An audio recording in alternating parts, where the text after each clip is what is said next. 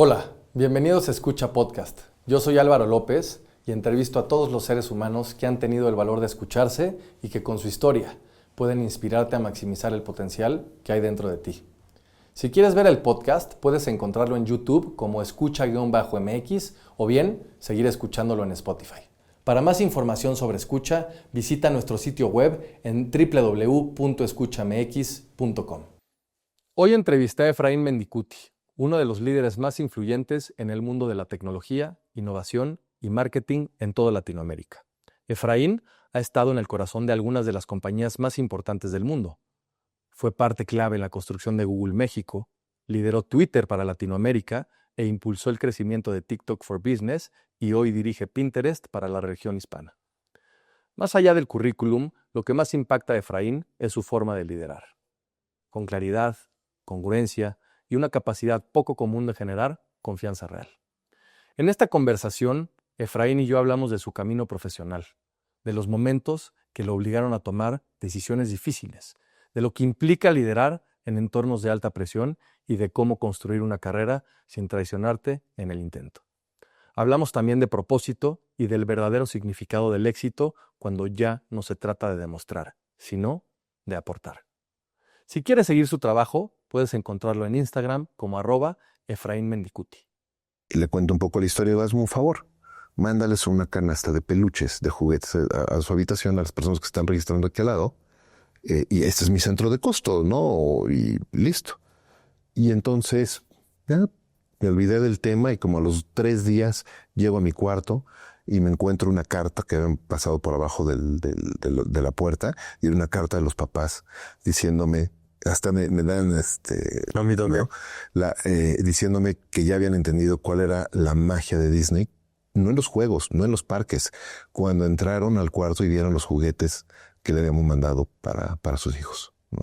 Este podcast es presentado por OTV. En OTV Productions se especializan en transformar ideas en videos corporativos, publicitarios y comerciales de alta calidad. Su enfoque está en crear estrategias audiovisuales que capturen la verdadera esencia de cada empresa. Y lo mejor de todo, están tan seguros de la calidad de su trabajo que garantizan al 100% la satisfacción del cliente. Si el video no resulta ser como lo imaginaste, te devuelven tu dinero sin preguntas ni trucos. Si necesitas cualquier contenido audiovisual para tu empresa, contáctalos en www.otv.com.mx. Este podcast es presentado por Público. Público es una compañía mexicana con 7 años en el mercado que se dedica a operar y desarrollar espacios de trabajo en la Ciudad de México. Si estás interesado en tener las mejores oficinas para tu equipo en términos de espacio, diseño y tecnología, visita publi.co.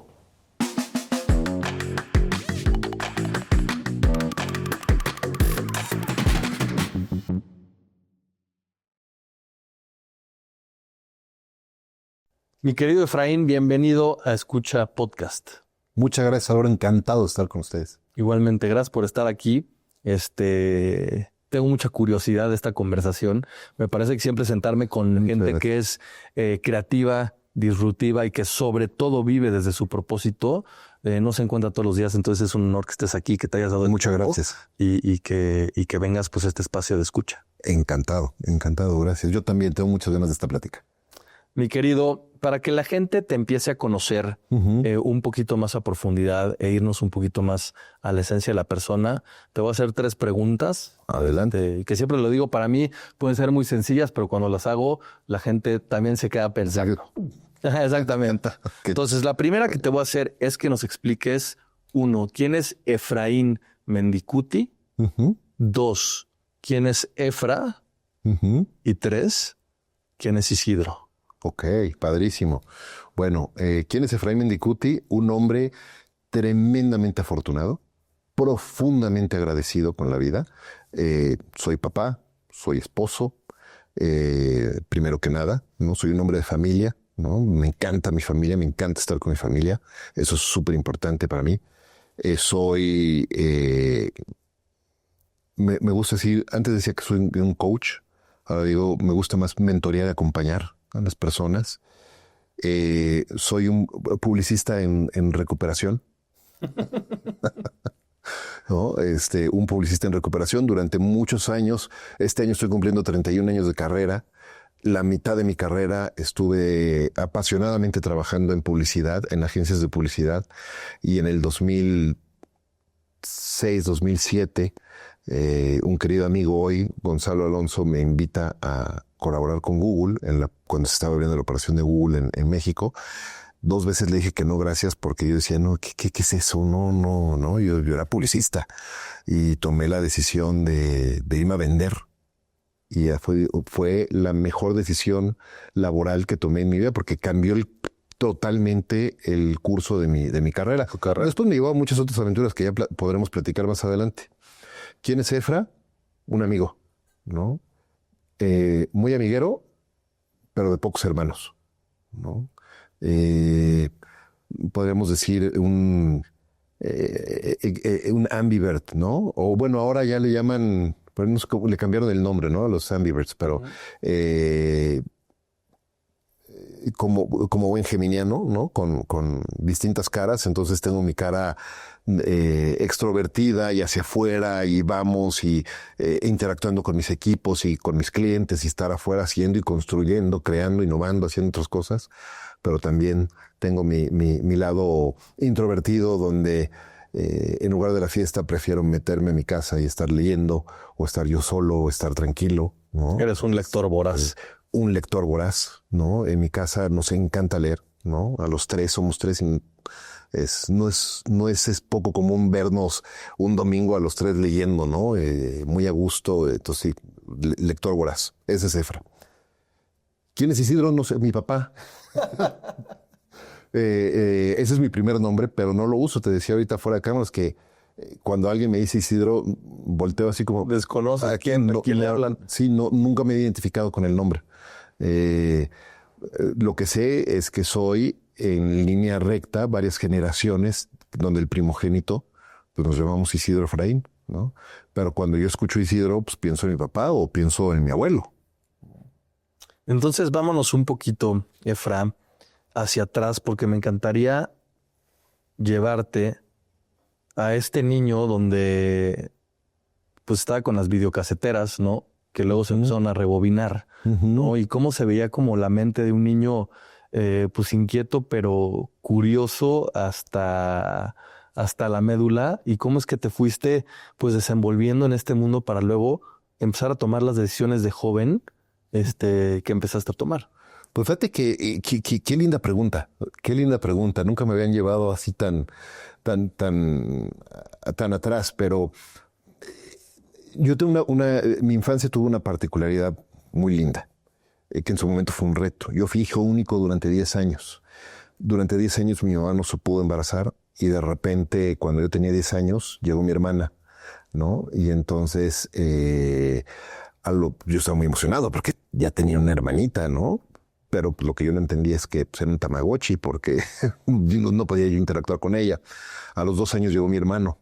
Entonces, de todas maneras, aunque tengo 2 hermanos que quiero mucho, pues la distancia siempre fue muy grande, ¿no? De hijo único pasé a ser hermano mayor y a ser muy independiente, ¿no? Porque en el momento en el que llegan mis hermanos, pues obviamente ya les ponían más atención a los bebés y pues yo ya veía muy independiente. Entonces eso me llevó a ser a tener una muy grande imaginación, ¿no? A jugar solo, a acostumbrarme a estar solo haciendo muchas cosas, lo cual es interesante. Tiene su lado bueno y tiene su lado oscuro, ¿no? Porque te vuelves autosuficiente, te vuelves el yo las puedo todas y sí tratas de resolver todo, pero el lado oscuro es que luego no te dejas ayudar porque estás acostumbrado a hacerlo solo. Y si algo me ha ayudado mi esposa en todos estos años que llevamos casados, más de 2 décadas, es pide ayuda y déjate ayudar. Claro, ¿no? Porque aparte tú te dedicas a ayudar. Ahorita hablaremos más de eso, pero una persona que es mentor, una persona que es coach como tú y que lidera equipos, pues es justamente esta ayuda que necesita el otro, viéndose en el que tengo enfrente, ¿no? Correcto. Ahora, en esta parte que mencionas como hijo único, ¿qué aprendizajes crees que tiene esta máxima atención que tuviste durante 10 años, siendo amado, querido, apapachado, ¿no? Claro que independiente también, jugando seguramente muchas veces solo, que es como los niños empiezan a descubrir cosas, para después de un día a otro, aunque ya tenías 10 años, que esto haya cambiado? Pues es un shock. Es un shock, ¿no? Para cualquier persona, ¿no? De repente no tener la atención absoluta de todos. Y no te puedo decir qué aprendizaje tuve en ese momento, te puedo decir qué aprendizajes he tenido hoy a mis 50, en retrospectiva, conectando los puntos hacia atrás. De acuerdo. En esos momentos de reflexión y de autoconocimiento y que dices, ya entendí. El aha moment. No, el aha moment de, hago esto porque de chiquito aquello, ¿no? Y creo que durante muchos años, Álvaro, yo corrí mucho en mi carrera profesional y me esforcé mucho por destacar, por querer ser el crack, por querer ser el más brillante o el que más destacaba o lo que fuera. Nunca fui, y ahí lo tengo que admitir, nunca fui un estudiante brillante, magna cum laude, ¿no? Para nada. Fui un estudiante bastante promedio. Me divertí mucho en la escuela, ¿no? Pero cuando me descubrí buen estudiante, cuando entré a estudiar lo que yo quería, que era comunicación. No, ni médico ni administrador de empresas. Perdí un año estudiando administración de empresas, ¿no? Pero después me recuperé y estudié lo que me gusta, que es comunicar, que es conectar con las personas, y eso me cambió la vida y me descubrí como buen estudiante en ese momento.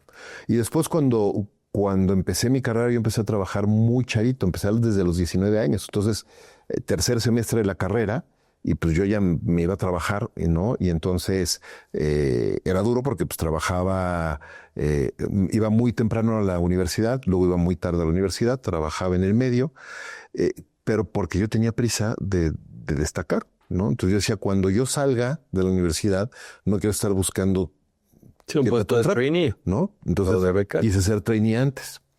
Después empecé a correr muy rápido y a los 27 años tuve la enorme oportunidad, maravillosa oportunidad de que me contratara Walt Disney Parks and Resorts.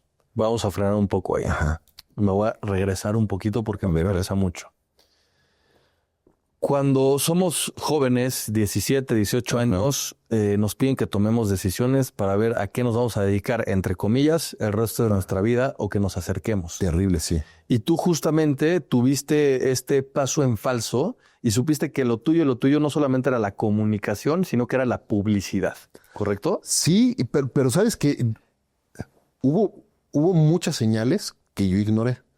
Primero, te decía que yo en secundaria y en prepa nunca me distinguí por ser de los mejores estudiantes, tampoco de los peores, ni un niño problema para nada.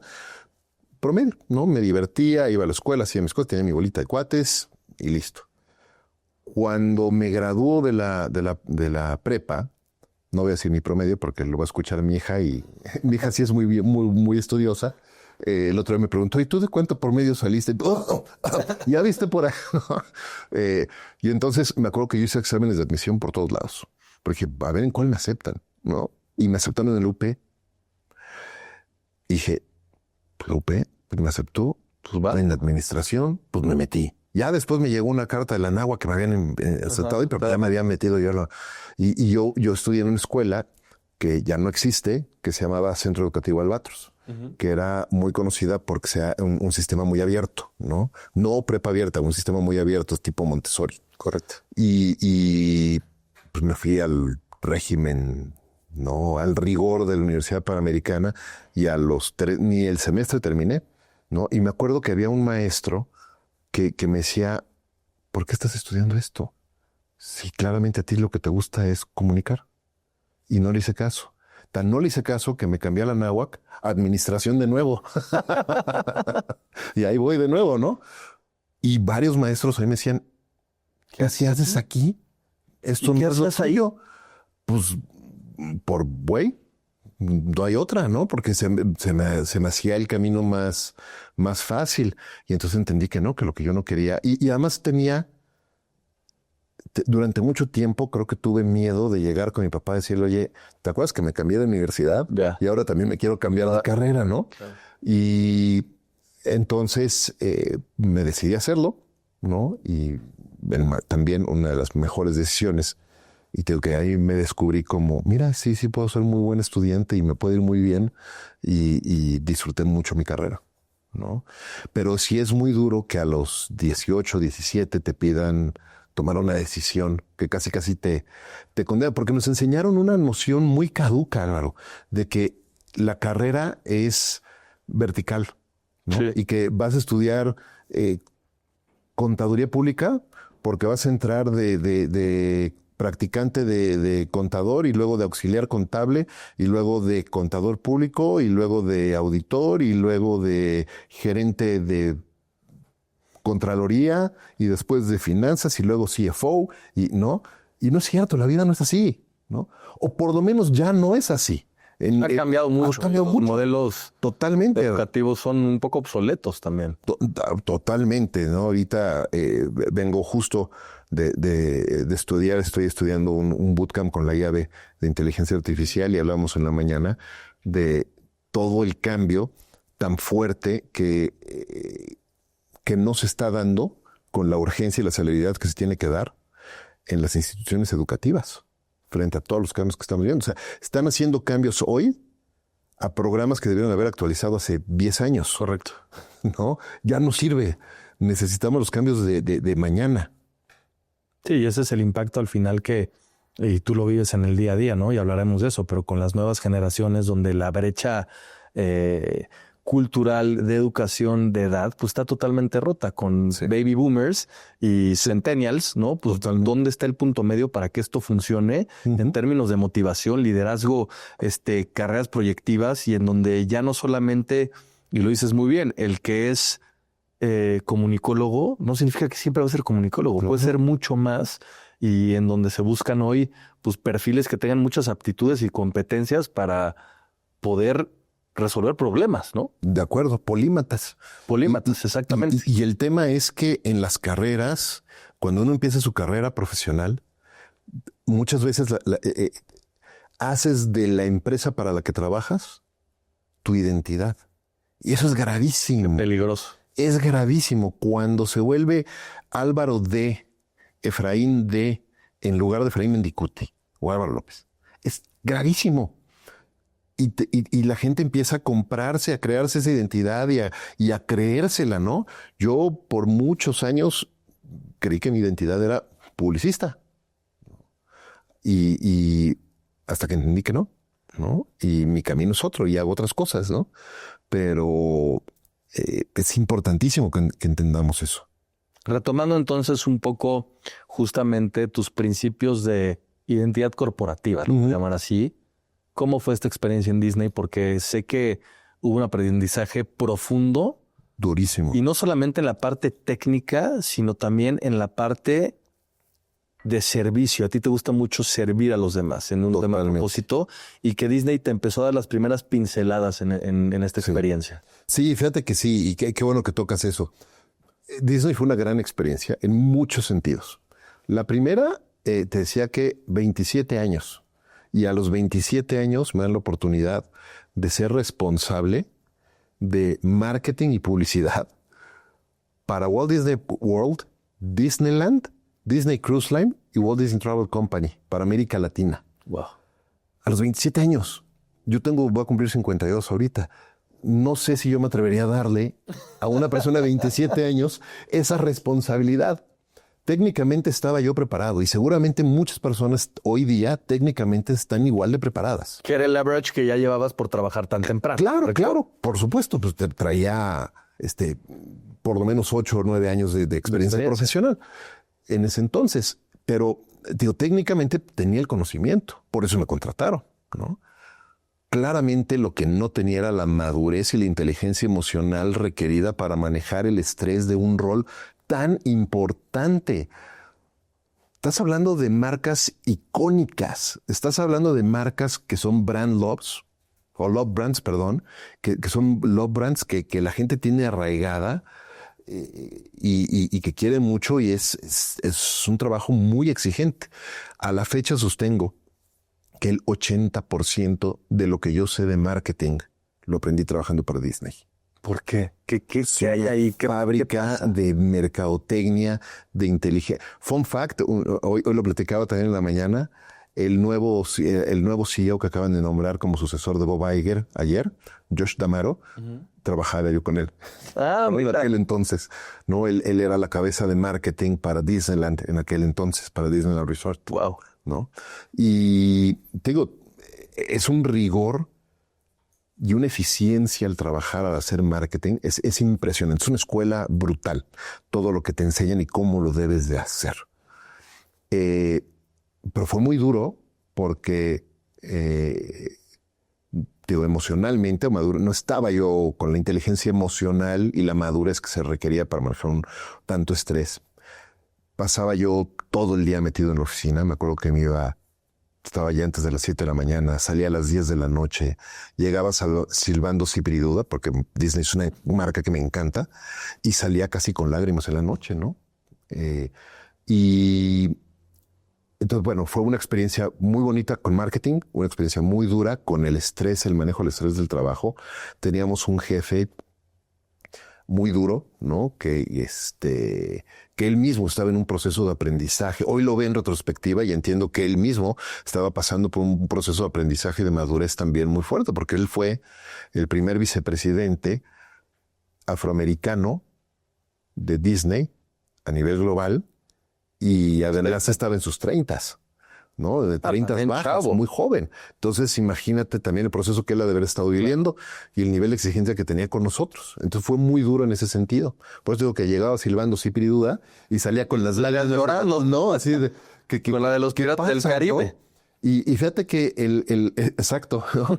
Y fíjate que hubo un aprendizaje, 2 aprendizajes que te quiero compartir de ahí. Primero, el de servicio. Y después te voy a contar el aprendizaje de la predisposición o el presufrir las cosas. Ok. Primero la de servicio.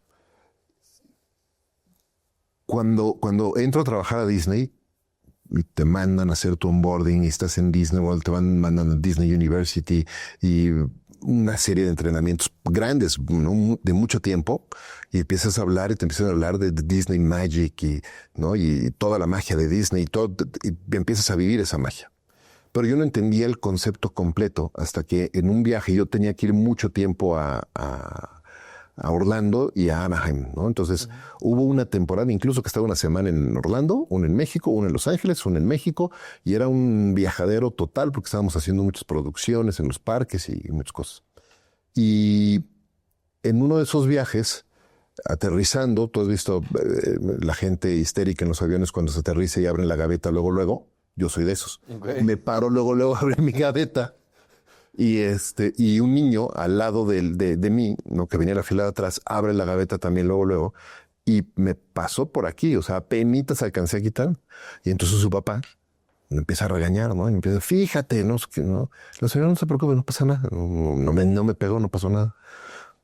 Salimos, vamos caminando hacia migración y el mismo niño con una maletita de estas de personajes me mete el pie, ¿no? Y ahí va Efraín para abajo y el papá, ¿qué te fijas? ¿Te caíste? Sí, claro.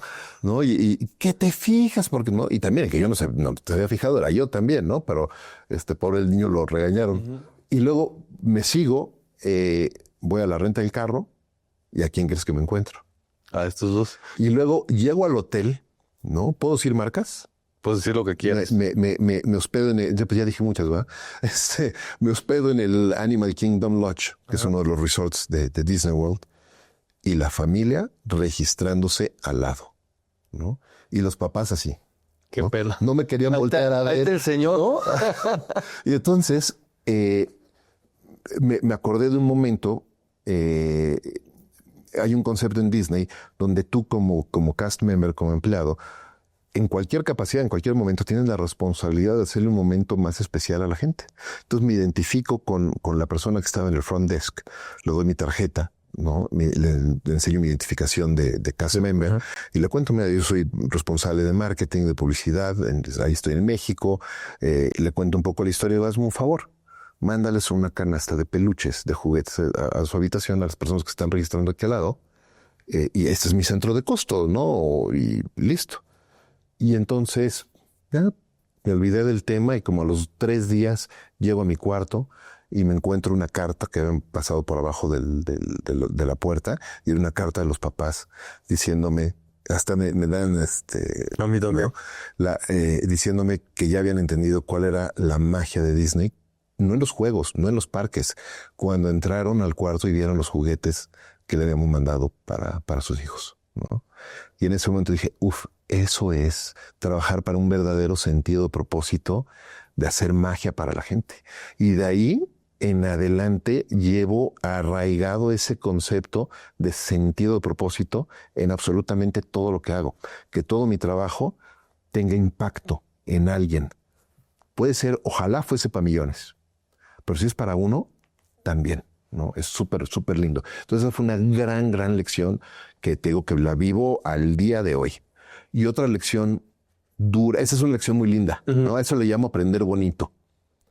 Otra lección que no fue aprender bonito, que también la traigo muy en mis entrañas al día de hoy todavía, es el no estar sufriendo las cosas antes de que pasen, ¿no?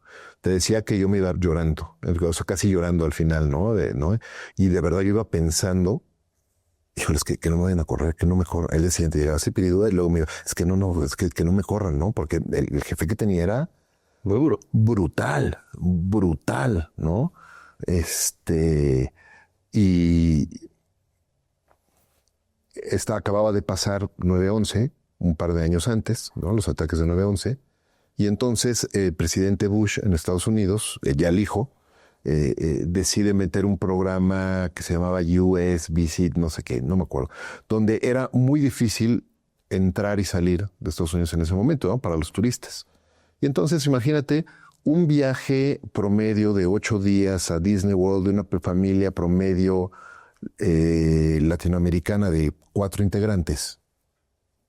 Pues no es una vacación barata. No, es caro. Quien la puede pagar no es cualquier persona. Normalmente es gente de cierto nivel socioeconómico que tiene ciertos trabajos, ciertos roles y que les gusta ser tratados de cierta manera. Entonces la gente dejó de viajar a Estados Unidos en ese momento. Un poco parecido a lo que está pasando hoy día, ¿no? No sé tú, yo llevo un año de no viajar a Estados Unidos. Entonces la gente deja de viajar. Y Disney, entonces ya el trabajo ya no era convencer a la gente de vas a ir a Estados Unidos, vente a Disney. Ya era ven a Estados Unidos, ¿no? Y entonces Disney toma la decisión de cerrar las oficinas internacionales de parques, donde no hubiera parques. Entonces nada más sobrevive París, por Disneyland París, sobrevive Hong Kong, sobrevive Tokio, pero todas las demás oficinas de parques, no de Disney Company, de Disney Parks and Resorts, cierran. Y entonces yo me he enfrentado a un momento en el que pues, me estaba quedando sin trabajo, ¿no? Y me dicen, bueno, tenemos una alternativa para ti. Que renuncies y te contratamos en Anaheim, ¿no? Para manejar US Hispanics. Pero tienes que renunciar, ¿no? Aquí te estamos ayudando a encontrar una manera de ayudarte. No es un relocation, no es un expat, es renuncias acá y te damos la oportunidad de contratarte allá, pero todo lo demás it's on you. Mi esposa teníamos 2 años de casados, ¿no? Y ella acababa de abrir su empresa 2 o 3 años antes. Entonces no era un momento en el que yo pudiera decir, sí, vámonos, ¿no? Y entonces, a pesar que estuve un año pensando, híjole, que no voy a acordar, ¿qué quieres? Yo fui el que tuvo que decidir, no, sí, dame mi liquidación, gracias, ya me voy, ¿no? Y entonces, pues varias cosas, ¿no? 2 lecciones que me llevé ahí. La primera es, pues no estés sufriendo las cosas, porque pues, de todas maneras van a suceder o no. Y si suceden, pues vas a salir adelante, vas a seguir avanzando de todas maneras. La verdad es que por fortuna a las 2 semanas estaba yo trabajando en otro lugar. Pero me acuerdo que estaba muy triste en un momento y mi esposa me dijo, qué bueno que ya no estás. Y yo le dije, oye, qué mala onda, ¿no? Estás viendo que estoy yo súper triste por eso. Me dijo, no, es que no te habías dado cuenta, pero estamos recién casados y tú no estás. Estás viajando, estás con... Estás sola, imagínate qué duro mensaje, ¿no? Claro. Entonces son lecciones que me llevé fuerte, ¿no? En ese sentido. ¿Cómo tomas ese mensaje? Porque creo que es muy potente. Porque pues piensas que tú estás haciendo tu sueño, pero pues tu sueño es un sueño compartido al final. Claro. Decides no irte también por el emprendimiento de tu esposa, que es algo muy bonito que lo manejes así. Pero también muchas veces no sabemos lo que implica nuestro trabajo y el impacto colateral que tiene con las personas que más queremos. Por supuesto. Por supuesto. Y viene acompañado de lo que decíamos hace rato, es que haces de tu trabajo tu identidad. Yo en ese momento, por eso decía que no tenía yo la inteligencia emocional ni la madurez para tener ese rol. Porque yo hice de eso mi identidad en ese momento. Esos años que estuve ahí, era Efraín de Disney, ¿no? Y tenía mis zapatos amarillos, y tenía mi corbata de Mickey, y, ¿no? Y te vas perdiendo en eso. Y a ver, aquí hay que ser muy claros. Cuando vives en pareja y vives en familia, no es que tú tengas que hacerle el sueño a tu pareja o tu pareja al tuyo. Se tienen que acompañar, se tienen que complementar en la construcción cada uno de sus sueños. Pero eso no quiere decir que tu sueño sea más importante que el de tu pareja. De acuerdo. Y ni viceversa. Entonces, pues llega un momento en que tienes que tomar ese tipo de decisiones. Y ojo, y es bien importante dejarlo claro, no es porque es un sacrificio. Porque uno podría pensar, ay, no, mártir, no, sacrificó él. No, para nada. Es una decisión pensada, racional, nada de me tiro al piso. No es una decisión de, hay otras cosas que yo puedo estar haciendo. Y me regresé a trabajar a agencia, ¿no? Y estuvo muy bien. Ahora, entrar a Disney a los 27 años podría parecer que es una apuesta segura por lo que implica la marca y por lo que implica el aprendizaje que vas a tener.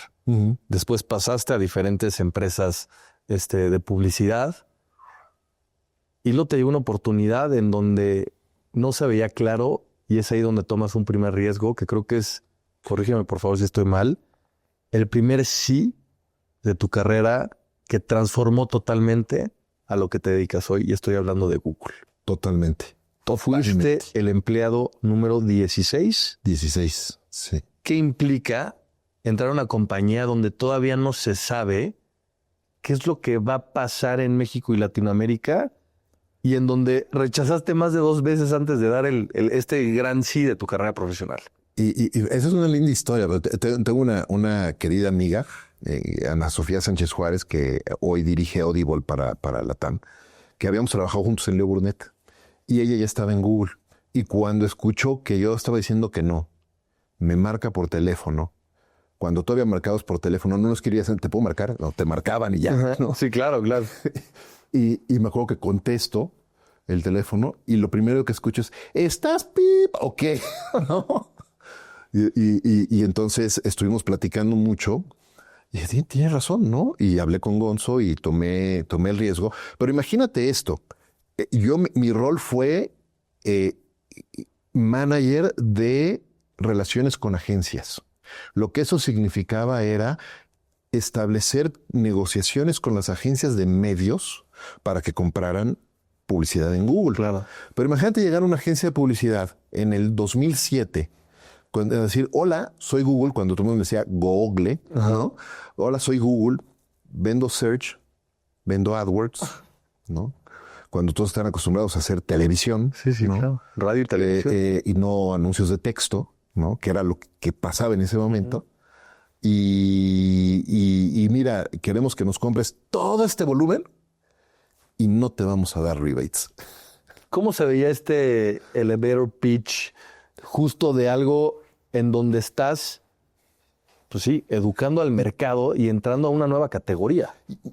No, era durísimo, porque además déjame ponerle otro grado de dificultad.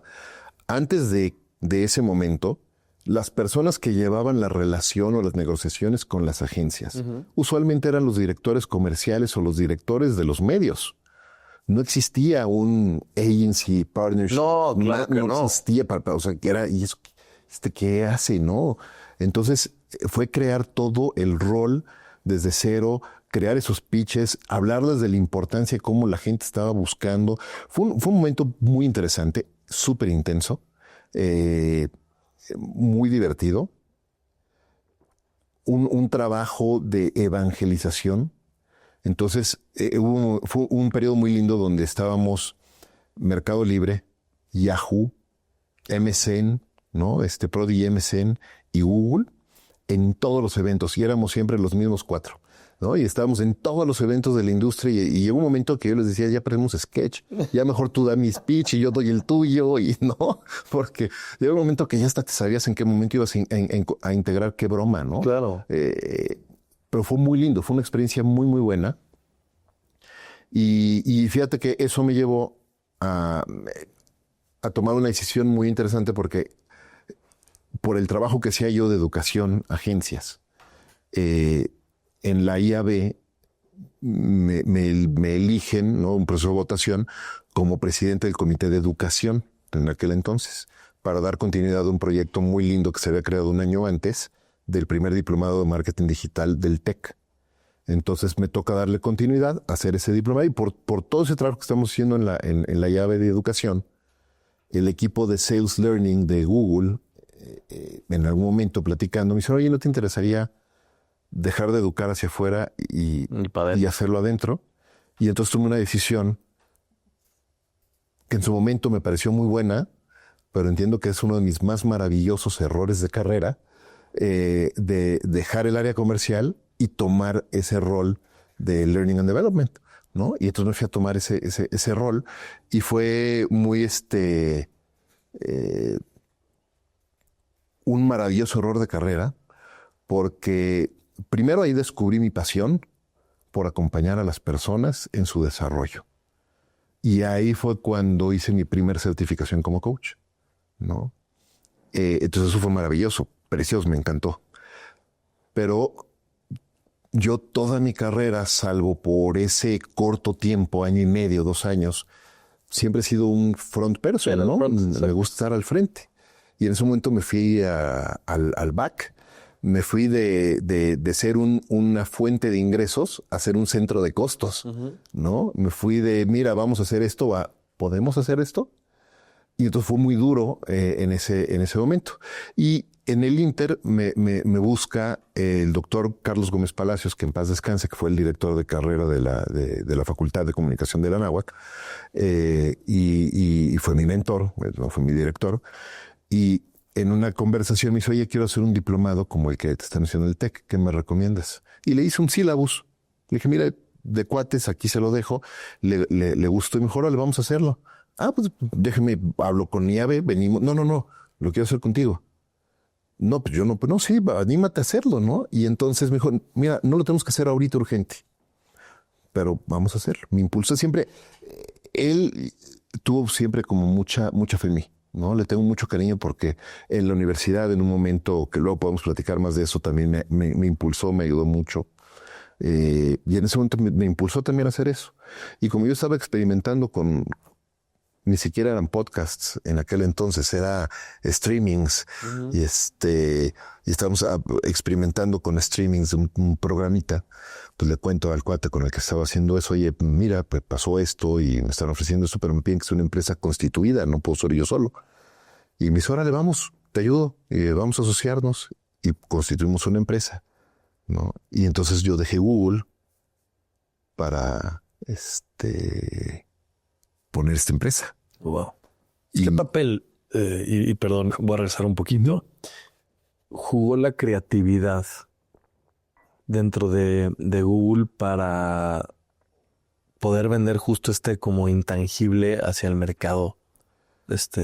En cuanto de los entrenamientos, no, mucho. O sea, es que Google es una empresa donde te enseñan a pensar mucho, a ejercer un pensamiento crítico importante. Ha ido evolucionando, ha ido cambiando un poco, ¿no? Pero en el Google en el que yo estuve en ese momento era una empresa, era totalmente una startup, gigantesco, con campus gigantescos. Pero era una startup. Sí, exacto. Era una startup y lo mismo si estabas en Mountain View, lo mismo veías caminar al lado a Larry Page o Sergey Brin, corriendo de una junta a otra también. O sea, no era así como... el glamour. No era el glamour, ¿no? Y eso te abre mucho a tomar riesgos, a crear cosas, a preguntar, ¿no? Y creo que eso en el mundo corporativo se ha ido perdiendo un poco, ¿no? Conforme las plataformas van creciendo más. Pero bueno, esa es otra historia. Pero sí, esa formación y esa creatividad ayudó mucho. Te digo que yo soy publicista en recuperación, por lo tanto soy un creativo de corazón, ¿no? Y siempre me gusta estar pensando y haciendo cosas y todo, ¿no? Las personas confunden creativo con el director creativo, ¿no? Eso es otra cosa, ¿no? Lanzamos esta empresa, Neurona Digital, con una estación de radio en línea, 16 programas, producidos por nosotros, financiado por mí, básicamente, y una firma de educación, ¿no? Para Educación in Company, para darle seguimiento al diplomado de la NAWAC. Creamos el primer diplomado de la NAWAC, de marketing digital. Pero después tuvimos un desencuentro importante. No quisiera entrar en detalles, pero fue unas diferencias muy fuertes. Y entonces quebré, ¿no? Y todo el dinero que había hecho yo en Google, en comisiones, en acciones, todo lo metí ahí, todo lo perdí, me quedé con una deuda enorme después. Fue un máster en negocios y en vida intensivo, durísimo, ¿no? Y en mí, aprender mucho de mí, ¿no? ¿Cómo sabes qué decisión tomar cuando parece que pues todo lo que construiste pues literalmente se esfumó en unos años? Es muy duro, ¿eh? Es muy duro. Empiezas a poner las cosas. Yo cometí muchos errores en ese momento por la calentura de emprender, ¿no? No lo hice desde un sentido de propósito claro. Lo hice ni siquiera dándome el tiempo de entender. Deja tú los valores y los principios de quien era mi socio, los míos, ¿no? O sea, fue la calentura total de, oye, está esta oportunidad, hay que aprovecharla, vamos, y sin pensar. El business, ¿no? Por el business. El business por el business, aquí hay una oportunidad. Y mira, los primeros años, el primer año nos fue re bien, en facturación, re bien, y el segundo, re mal, ¿no? Pero en esa calentura, yo incluso comprometí las escrituras de casa de mis papás para la renta de las oficinas. Entonces, en ese momento, cuando empiezas a ver que todo está fallando porque hay una diferencia de valores y de ética profesional tremenda, pues yo lo primero que tenía que hacer es cómo salvo el patrimonio de mis papás y cómo salvo la relación con la NAWAC, ¿no?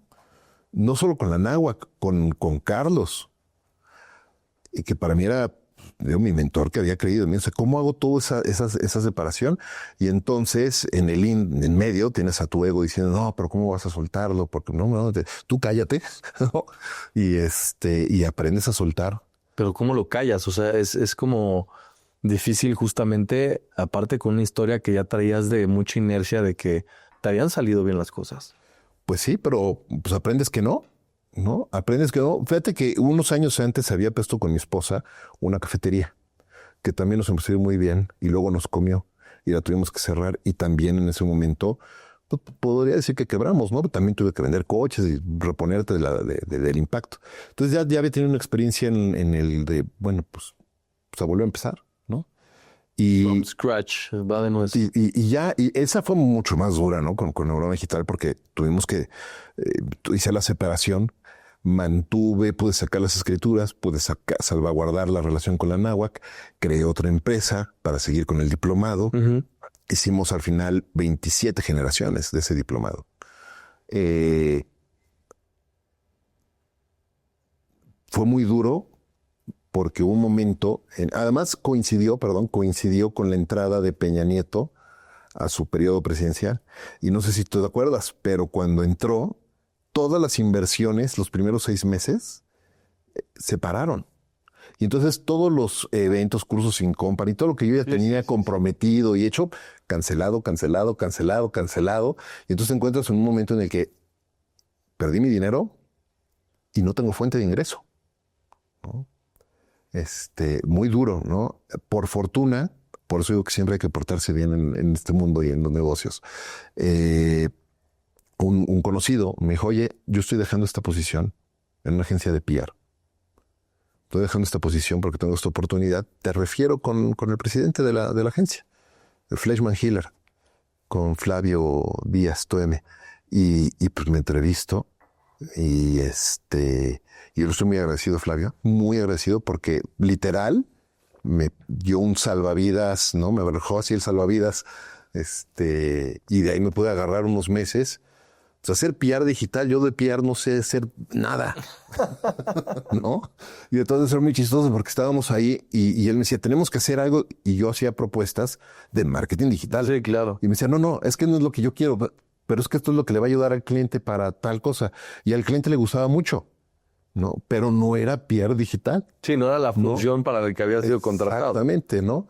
La verdad es que un tipazo, me tuvo mucha paciencia y luego tuve la oportunidad de ahí mismo en Omnicom moverme a BBDO a dirigir Proximity y a retomar el camino de marketing digital, ¿no? Y pues nada, pues te digo, son golpes muy duros, muy fuertes, pero la vida sigue. ¿Y qué es lo que hace que tomes este tipo también de riesgos? Porque yo creo que también o son personalidades o es una confianza absoluta de que las cosas deben de salir bien o como crees que deben de salir. O que deben salir. O salir, pero, o sea, si vemos un poquito tu historia profesional, pues luego también entras a un mundo nuevo que se llama Twitter, ¿no? En donde también aquí en México y Latinoamérica, pues estaban empezando los 140 caracteres y luego la evolución de lo que fue. Pero, ¿cómo es estar todo el tiempo en startup, viendo qué es lo que va a pasar, entendiendo una audiencia que cambia mucho más ahorita? Sí, yo creo que es fortuna. O sea, por eso digo, me considero un hombre muy afortunado, muy agradecido. Y pues sí tienes que tener un poquito de, pues me la voy a aventar, ¿no? Me la voy a aventar y voy a experimentar y voy a probar. No soy adrenaline junkie para nada, para nada. De hecho, me considero bastante reservado y cauto en muchas cosas, pero creo que el miedo nunca te debe de bloquear. ¿No? Tienes que hacer las cosas y tienes que seguir adelante. Cuando se dio la oportunidad de Twitter fue un momento muy, muy interesante en mi vida porque yo estaba ahí en Proximity, tenía un jefe que es uno de los publicistas más conocidos de este país. Fue uno de las mentes atrás de los pepsilindros y los tazos y todas esas cosas. Pero era muy duro, ¿no? Gran publicista, gran maestro, pero en lo personal, un tipo duro. Y teníamos juntas, me acuerdo los lunes, había unas juntas de estatus de comité, pero yo era parte del comité ejecutivo de la agencia. Y era si no estabas al 10 para las 8, ya estabas tarde, ¿no? Y te tocaba gritoniza y era duro. Y me acuerdo que después de una junta de esas, entro a mi oficina, muy Mad Men, ¿no? Tu baño privado, claro. Tu escritorio enorme, Si era la época. Mi cafete. No, Mad Men, ¿no? Y yo acabo de cumplir 40 años, ¿no? Y o estaba por cumplir 40 o ya había cumplido 40. Y me acuerdo que me siento así de, ¿en serio quiero esto en mi vida todos los días? Y dije, a ver, ¿qué paso me sigue aquí? Yo estaba como director general de Proximity, que era la agencia digital. Uh-huh. Estoy aquí. ¿Qué me sigue acá? Pues por supuesto, pero pues él tiene 50, él no se va a retirar ahorita. Y el día que se retire, están todos estos otros tiburones que también quieren esa... Yo estoy dispuesto a estar aquí esperando otros 20 años con esto. Para esto corrí tanto, por eso corrí tanto para que a los 27 pudiera tener una posición así, para que... No. Y en eso me habla la vida está llena de sincronías. Y entonces me llama un querido amigo, también publicista, y que daba clases conmigo en el diplomado de la Anáhuac. Ese diplomado lo llevamos, Álvaro, lo empezamos en Ciudad de México, lo llevamos a Puebla, lo llevamos a Cancún, a Playa del Carmen, a Querétaro, a distintos lugares. Y entonces viajábamos mucho por eso, los fines de semana, ¿no? Imagínate ir viernes, salía de trabajar en la agencia, vete al aeropuerto, súbete al avión, llega a Cancún, súbete al camión, llega a la central en Playa del Carmen, vete al río, dábamos las clases, duerme. levántate el sábado de la mañana, da la clase, termina la clase a las 2, súbete al camión, vete al aeropuerto, era una cosa. Y lunes junta de 8. Exactamente. Y me habla este amigo y me dice, oye, ya no puedo dar clases con ustedes. Yo me acuerdo que salí, ay, ya te cansas, no aguantas nada, ¿no? No, es que me voy a Twitter y voy a hacer esto. Y ¿cómo que Twitter? Sí, ya es que se va a lanzar la operación en México. Ah, sí, oye, muy bien. Y entonces, fun fact, el 50%, más del 50% de los empleados de Twitter en aquel momento eran ex-Googlers. Y entonces yo me puse a contactar a todos así de, oye, tú estás ahí, oye, ¿te acuerdas de mí? ¿Te acuerdas de mí? ¿Te acuerdas de mí? ¿No? Y me llamó un día la cabeza de recruitment para la TAM y me dijo, ¿cómo conoces tanta gente aquí? Y yo, no, pues por Google y otros ni las conozco. Así tiene tiempo. Y me dijeron, bueno, estamos buscando, y esta es una lección también muy linda, me dijo, estamos buscando un country manager para Twitter. Entonces empecé a hacer todo el proceso de entrevistas y todo, muy lindo el proceso. Luego me llama un día y me dice, te queremos contratar.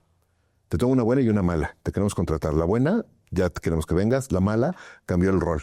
Y entonces ya no vamos a contratar un country manager, vamos a contratar un director regional para toda la TAM. Entonces tienes de dos sopas. O te hago una oferta menor o entras al pool de candidatos de nuevo y vuelves a empezar. Pero te vas a entrevistar y competir contra este otro set de candidatos, ¿no? Gente que yo admiro y respeto mucho. Me dije, no, yo quiero trabajar con ustedes. Y tomé la decisión, me ofrecieron un doble rol como responsable de agencias de nuevo y como responsable de operaciones de account management, ¿no? Y con menos sueldo y de GM, vicepresidente, bla, bla, bla, bla, bla, a manager. Y dije, órale, va. Y me fui para allá. ¿Cómo haces para quitarte el ego de ahí? Por las ganas. Yo sabía que ese era el camino que yo quería. Ese era el camino que yo quería. ¿Cómo? Habiendo estado en Google y habiendo experimentado esa vida de innovación, de startup, de empezar de cero, yo sabía que eso era lo que yo quería. No te lo puedo describir tal cual, pero es un gut feeling, ¿no? Ese era mi camino, ¿no?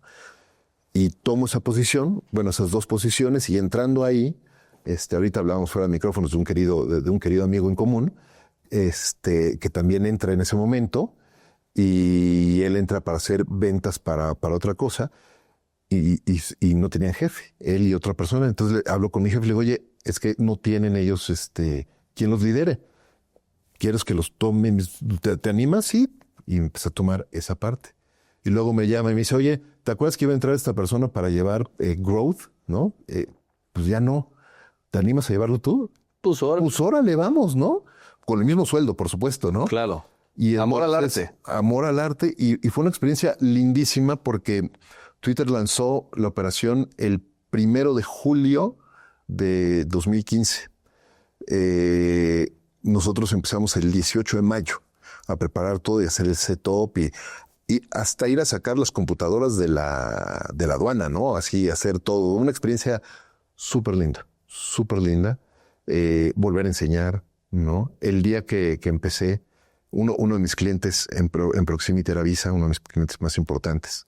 Y cuando le digo al equipo de Visa, pues me voy, ese día se cae la acción de Twitter justo. Y se fue así, se desplomó a $17, una cosa así, de 49 a $17. Y me decía mi cliente, que estás loco, ¿qué estás haciendo? Pero ¿por qué te vas ahí? Si mira esto, ¿no? Ve los resultados. Y dijo, no, va a estar bien, ¿no? Creo en esto. Y fue una experiencia súper enriquecedora. Estuve casi 7 años. Los primeros 6 fueron maravillosos. El último creo que me lo debe haber ahorrado. Dime algo, ¿cómo te paga la vida en dar estos sís cuando tienes más responsabilidad y no estás precisamente exigiendo más sueldo? Empiezas a entender el propósito que estás siguiendo, ¿no? Yo creo que en los trabajos tenemos un salario que va mucho más allá del salario económico. Hay un salario emocional y un salario psicológico y un salario social importante. Y a mí me permitía eso, me permitía hacer eso, me permitía acompañar a las personas, mentorear, seguir preparándome. Yo creo mucho en seguir estudiando, ¿no? Todos los años trato de estudiar algo nuevo, o sea, formalmente meterme en algún programa y estudiar algo nuevo. Y eso me lo permitía. Antes no. ¿no? En el tiempo que estuve en producción no tenía el tiempo para poder hacer eso. ¿Libertad financiera? Libertad financiera es un concepto que aprendí más tarde. Hubiera querido aprenderlo desde entonces, ¿no? Pero lo aprendí hasta mis 40 medios, ¿no? Hubiera querido que alguien me hubiera dicho, oye, ¿has escuchado libertad financiera en mis 30? Eso hubiera sido muy lindo, ¿no? Hablo mucho con mi hija de eso ahora, ¿no? Precisamente porque nadie nos enseña eso, ¿no?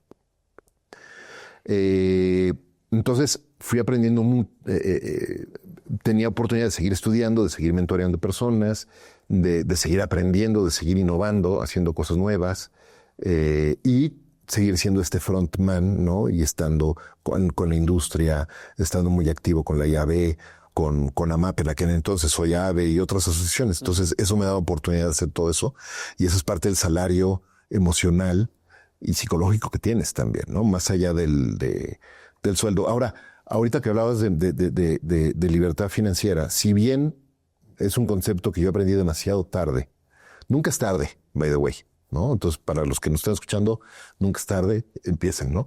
Pero lo que sí tenía muy claro, derivado de las 2 experiencias previas que había tenido yo de quiebres, fue vivir abajo de mis capacidades. Ok. ¿No? Eso sí. Y no lo entendía yo como libertad financiera, pero lo entendía como vivir abajo de mis capacidades, no endeudarte, ¿no? Y después de haber arrastrado la deuda enorme que me quedó con Aurora Digital, me da mucho gusto decir que a la fecha no tengo deudas. Ahora, esto que mencionas es importante porque decías por un propósito, ¿no? O sea, ya no solamente es la parte económica, sino por lo que estoy haciendo y el impacto que puede tener en el otro. ¿Cuál es el propósito? ¿Cuál es hoy tu propósito? Porque esto lo replicaste, hablaremos ahorita de TikTok, y hoy lo estás haciendo también en Pinterest, pero ¿cuál es el propósito? ¿Cuál es tu propósito, Efra? Yo tengo muy claro que mi propósito hoy es acompañar a las empresas y a los líderes en la formación de más líderes, de equipos humanos o humanistas, pero de alto desempeño, que lideren la transformación digital de las empresas, la transformación cultural de las empresas y la integración ética y responsable de tecnología y de inteligencia artificial en el trabajo. La manera en la que mi trabajo se ve expresado hoy, porque yo soy responsable de ventas, ¿no? Pero mi trabajo no es vender, mi trabajo es acompañar a estos líderes. Los resultados de mi trabajo se ven reflejados en ventas, por supuesto, y ahí tienes que atender un número y tienes que dar esos resultados. Pero mi visión es poder acompañar a las empresas de esta manera, de distintas formas. Déjame ponerte un ejemplo. Hace muchos años, trabajando para Grey, ¿no? Siendo responsable de Grey Interactive, una de mis principales cuentas era Unitec, ¿no? Y entonces estábamos haciendo las primeras campañas de respuesta directa en medios digitales para hacer matrícula de estudiantes, para que más estudiantes se inscribieran a Unitec. Y me acuerdo que una diseñadora web muy talentosa llega conmigo y me dice, es que estoy harta de hacer bannercitos, ¿no? Y es que ese es el problema. Nuestro trabajo no es hacer bannercitos. Nuestro trabajo es acercar a Unitec a las personas que están allá afuera, que están buscando la oportunidad de estudiar una carrera a un costo accesible. Ese es nuestro trabajo. Ese es un sentido de propósito por el que vale la pena trabajar, no por hacer un bannercito. ¿Y qué pasa si la gente no lo ve? Tristemente, la mayoría de la gente se tarda mucho en verlo, ¿no? Y es algo que tienes que estar trabajando y acompañando a las personas. Por eso yo tengo muy claro que mi trabajo es acompañar a las personas. Y es literal, es un acompañamiento con una serie de conversaciones constantes para hacer esto. Mira, no es poco frecuente para nadie que en los famosos one-on-ones, ¿no? Llegue la persona con su jefa o su jefe a preguntar, ¿qué necesito hacer para que me promuevan? ¿Cuándo me van a promover? Ya llevo 6 meses, 1 año, 2 años haciendo esto, estoy listo para mi promoción. Y cuando les preguntas ¿por qué quieren esa promoción? No saben contestar. Porque quiero más dinero. Bueno, si quieres más dinero y estás en ventas, puedes vender más y tienes más dinero. Sí. Así de fácil, ¿eh? Y vas a ganar más que con la promoción. Exacto. ¿No? Bueno, es que quiero liderar gente. No necesitas un título para liderar gente. Puedes hacer un programa, puedes inspirar, puedes buscar a la gente, puedes mentorear. No necesitas el Liderazgo indirecto. Pero es que quiero ser responsable de más personas. ¿Y por qué quiero ser responsable de más personas? Y no lo sabe, entonces y no tiene una visión clara de lo que quiere en la vida. Entonces, una de las preguntas que yo más les hago es, ¿qué quieres tú cuando tengas 40 años? O tengas 50. Tengo la fortuna de trabajar con gente muy joven, que están en sus 30. Entonces les digo, ¿qué quieres hacer cuando tengas 45? Cuando tengas 50? ¿Qué trabajo quieres estar haciendo? Hay quienes me dicen, no, pues Efra, yo quiero también estar dirigiendo una plataforma. O no, pero una vez una persona me dijo, una account manager me dijo, no, yo la verdad es que yo quiero emprender con lavanderías. Lavanderías. Ajá. Y, oye, qué buena onda. Está súper chido. Es un súper negocio. No va a ser un unicornio, no va a ser el siguiente unicornio, pero es un gran negocio que puede servir a miles de personas de manera muy localizada. Escalable. Y que te puede pagar muy bien la universidad de tus hijos. Está padrísimo, do it. Pero entonces, ¿por qué quisieras crecer a este otro rol? ¿No te convendría más seguir un rol de ventas donde tengas más comisiones, donde puedas generar este dinero que te permita invertirlo como capital para comprar tus lavanderías? Plan. Ah, no, pues sí, ¿verdad? Pues sí, claro. ¿No? ¿Para qué buscas la otra promoción? ¿No? Y entonces, este acompañamiento con la gente me parece que es crucial, es súper importante. Muchas veces la gente se frustra mucho cuando le dices, no, cuando los llevas a este proceso de preguntas de por qué.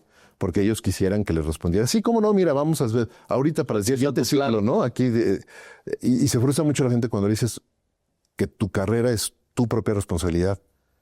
No, porque no me promueven. Es que no todo es una promoción. El crecimiento profesional es, como dicen en inglés, branch out, ¿no? Y es aprender otras habilidades. Hablábamos hace rato de los polímatas, desarrollar otras especialidades. El crecimiento es otra cosa, no es escalar la escalera corporativa nada más, ¿no? Me gusta mucho cómo lo dice Arthur Brooks, ¿no? Uh-huh. La banda hedonista, ¿no? Donde debemos estar corriendo ahí por alimentar el ego. Sí, The Race Rat, ¿no? Ajá. Rat Race.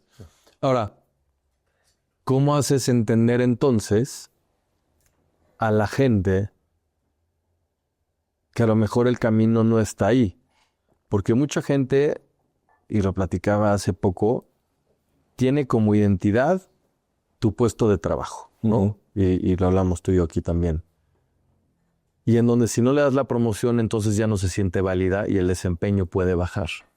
¿Cómo ayudas, y tú que eres coach y yo que soy coach, a que la persona vea que esta meta tiene que ser una ingeniería en reversa para ver si se puede o no se puede llegar también? Ah, absolutamente. Creo que primero que nada hay que tener una conversación franca. En América Latina y en México en particular, creo que nos educaron de una manera en la que la gente le tiene miedo a tener conversaciones francas, uh-huh, a decir no o como una primera respuesta, ¿no? Y entonces todo el mundo por agradar te puede decir, no, sí, yo creo que yo sí quise, pero no me dejaron arriba, ¿no? es clásico. Uh-huh. Creo que tenemos que tener conversaciones claras, francas, abiertas, directas y frecuentes, no una vez al año. Entonces, esta conversación se tiene que tener, es repetición y es estarlos acompañando nuevamente en qué es lo que quieren y por qué lo quieren. Y hay que hacer una retrospectiva. Ahorita lo hablaste, dijiste dos palabras claves, validar y retrospección. Empiezo por retrospección. Tienes que decir, a ver, si tú lo que quieres es llegar a ser director general o directora general de X empresa, imagínate todos los roles que tendrías que estar visitando, practicando antes de poder asumir una dirección general. Porque para poder llevar una dirección general necesitas haber pasado por marketing, por ventas, necesitas saber de recursos humanos, necesitas saber de finanzas, necesitas saber de operaciones, dependiendo de la industria que sea, ¿no? Tienes que ver muchas áreas. Eso no se aprende en un año, no se aprende en 2 años, eso se aprende en 10, 20, 30 años. Y la gente tiene que estar consciente de eso. Y entonces tú puedes empezar a marcar una ruta. Y ojo, esa ruta no es así lineal. Esa ruta es una serie de subidas y de bajadas y son remolinos, ¿no? Y entonces una vez que están convencidos de que esa es la ruta que quieren seguir y que están dispuestos a trabajar el tiempo que se requiere trabajar para llegar a eso, la siguiente pregunta es ahora sí, ¿cuál de estos es el siguiente escalón al que quieres perseguir? Porque no todos tienen que ser lineales. O sea, y entonces ya identificaste qué escalón es el que quieres, ahora sí. Perfecto. ¿Qué habilidades se requieren para ese rol que no tienes hoy? ¿Qué habilidades sí tienes y cuáles no tienes? Porque no te vamos a promover hasta que tengas esas habilidades. Claro. Porque si nos promueve, a mí me pasó con Disney. Técnicamente tenía las habilidades, me pasaron a ese puesto, pero no tenía las habilidades de inteligencia emocional que se requerían. Entonces, ¿qué habilidades requieres desarrollar antes para que seas exitoso una vez que tomes esa posición? Y después, ¿qué oportunidades hay? ¿Existen? ¿No? Porque una cosa es, yo le llamo esto la plática de los 5 astros, ¿no? Y es primero, tienes que tener claro dónde vas. Segundo, tienes las habilidades que necesitas, es el segundo astro, que se requieren para eso. ¿Cuánto tiempo nos vamos a tardar en desarrollar esas habilidades? ¿Cómo las vamos a desarrollar? ¿Vas a estudiar? ¿Estás dispuesto a estudiar en eso? Porque, ojo, y esto es un tema bien importante, las empresas están obligadas a entrenarnos para el trabajo para el que nos contrataron, no para el siguiente. Ok. No para el siguiente. Para el siguiente es nuestra responsabilidad prepararnos.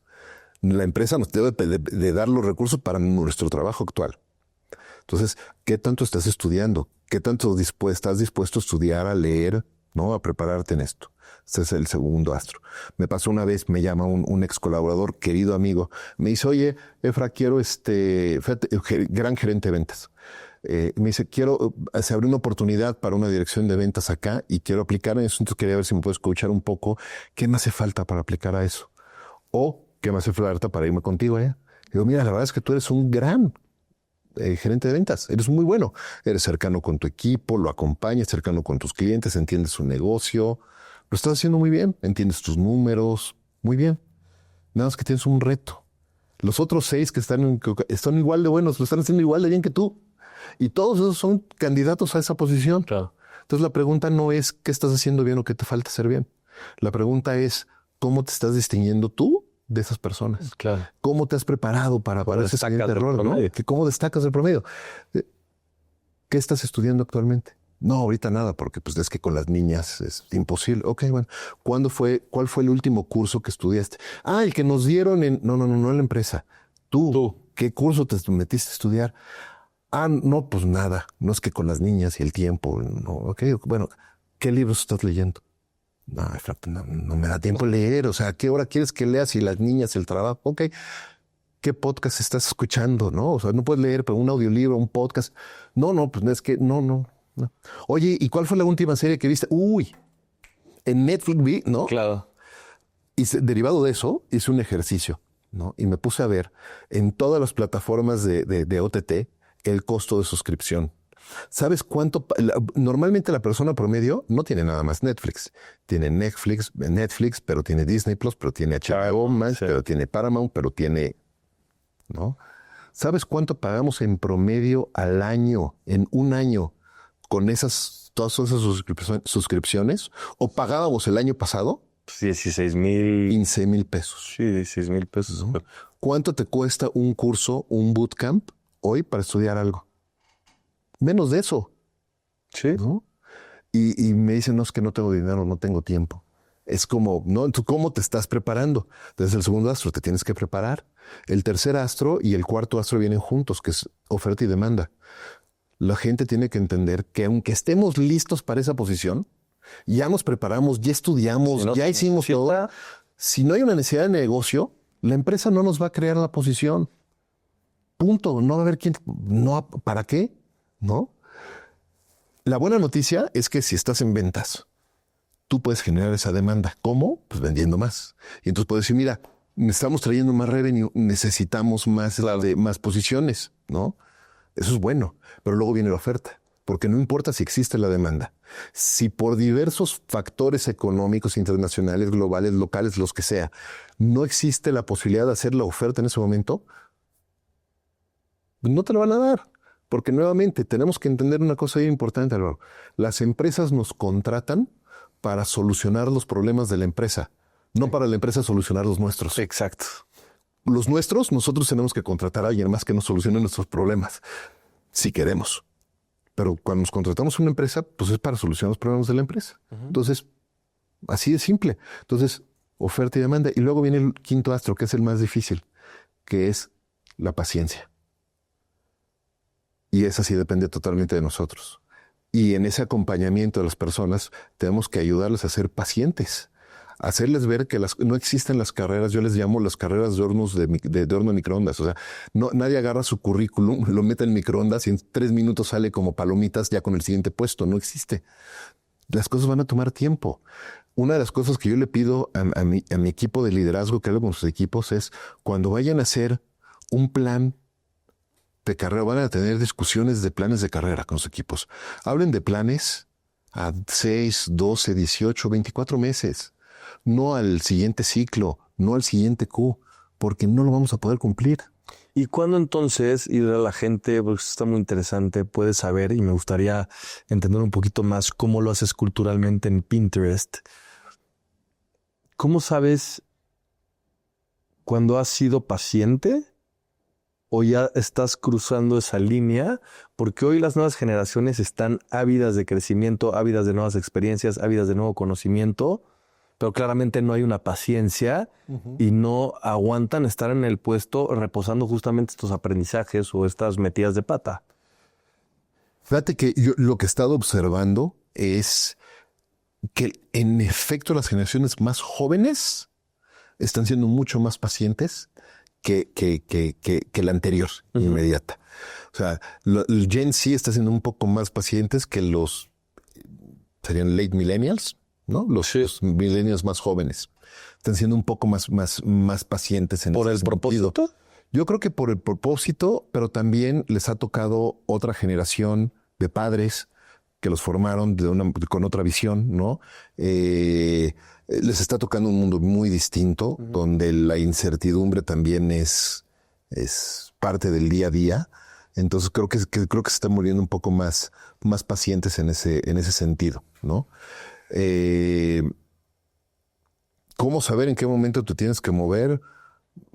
Cada quien lo siente, ¿no? Yo lo que le digo a mis equipos, lo decía mucho cuando estaba con TikTok, lo digo, lo sostengo, no somos árboles, ¿no?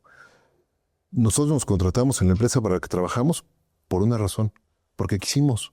O sea, la empresa vino con nosotros, ¿no? O nosotros fuimos con la empresa, ¿no? Y, oye, yo quiero trabajar contigo. Ok, mira, este es el problema que necesito que soluciones. Y el rol se llama así. Y las responsabilidades son A, B y C. Los beneficios y la paga que yo te puedo dar son 1, 2 y 3. Esas son las condiciones. ¿Lo quieres? Me gustó tu perfil, creo que lo puedes hacer. ¿Lo quieres? Sí, sí lo quiero. No nos lo imponen. Por lo menos vivimos en una parte del mundo en la que no nos imponen eso. Nosotros elegimos el trabajo que queremos. Y entonces, ¿por qué has elegido lo que has elegido? Y perdón que te interrumpa aquí, porque estabas en Twitter, fuiste a TikTok como pionero, startup otra vez y toda esta parte. Y de pronto hoy te encuentras en una compañía que es más chica. Sí. Pero me encanta. Exacto, quiero entender esto porque pareciera que estabas ya en lo soñado, a lo que la gente quiere, en tendencia, ¿no? O sea, tener como todos estos checks y de pronto dices, no, espérame. Me encanta. Quiero algo más. Me encanta que preguntes eso. Y es que lo que decíamos, ¿no? Te contratas para resolver un problema. Y yo juraba, bueno, 2 cosas. Yo juraba que TikTok iba a ser mi último rol corporativo. Correcto. ¿No? Decía, mira, de aquí a que mi hija termine la universidad y todo, yo aquí estoy muy bien. Estoy diciendo que me gusta mucho. Una aventura, ahí sí, empezar. Mira, en Google fui el 16, en Twitter fui el 3 y en TikTok me tocó ser el 1, ¿no? De TikTok for Business y empezar en medio de la pandemia. O sea, una experiencia increíble. Y yo creo, porque creo trabajar por un sentido de propósito compartido importante, haces que en otro concepto que no sé si me lo inventé o lo escuché en algún lugar y no me acuerdo. Pero así como existe el skill stacking, ¿no? Donde pues estás corriendo y entrenando, pero estás escuchando algo y estás stacking, ¿no? Haciendo doble entrenamiento. Creo que también existe el purpose stacking. ¿Okay? El purpose stacking, ok. Trabajar por un propósito. Cuando yo trabajé para Google, mi trabajo era vender, pero el propósito al que servía mi trabajo era organizar la información del mundo y hacerla universalmente accesible para todos. Imagínate, democratizar el acceso a la información. Era increíble. Increíble. ¿No? Cuando me voy a Twitter, a ese escalón de democratizar la información, entonces ya estaba, no nada más eso, pero además darle a la gente una ventana, un micrófono de regreso para hablar respecto a esa información. Porque antes no se podía. Entonces imagínate qué lindo propósito. Luego, cuando me integro a TikTok, el propósito a esos dos, organizar la información, hacerla democrática, dar una voz de regreso, le sumas otro que es permitirle a las personas una plataforma, darle acceso a las personas a una plataforma en la que todos pueden crear oportunidades para sí mismos y para los demás.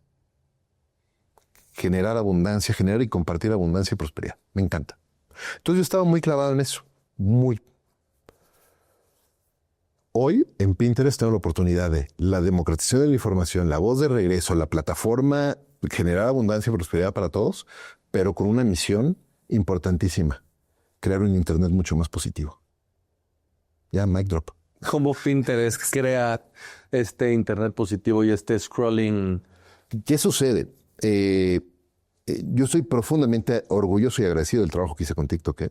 Profundamente, y me encanta ver a una cantidad de creadores y de creadoras maravillosos que hoy son incluso amigos y que han hecho un trabajo padrísimo en servicio de las demás personas, hablando de muchas cosas, de cultura, de entretenimiento, muchas cosas. Pero también hay un lado oscuro de gente que decías, pues no tendría por qué ser famoso, ¿no? Cuando la gente se encuentra contenido de escucha en TikTok o en Reels o en donde sea, es enriquecedor. Cuando se encuentra en otro tipo de contenido, no. Y eso me tenía acá como un poco ruido, ¿no? Pinterest es una plataforma que primero los creadores son casi anónimos, ¿no? Es decir, no salen a cuadro. Están creando por el amor a crear y poner su contenido ahí. Segundo, no hay toxicidad, no hay una conversación tóxica, ¿no? Hay un estudio que hizo Pinterest con el Centro de Bienestar de la Universidad de Berkeley para ver el efecto que tenían las personas 10 minutos de exposición a la plataforma.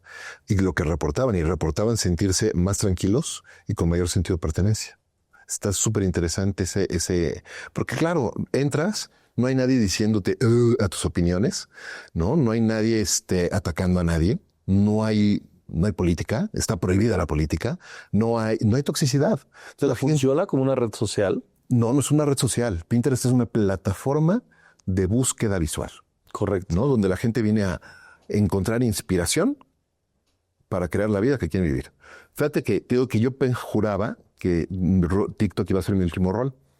Y un día estaba yo en un viaje de trabajo, me habla una de las directoras de ventas de TikTok, querida amiga, y me dice, oye, me acaba de renunciar tal persona, uno de los mejores vendedores.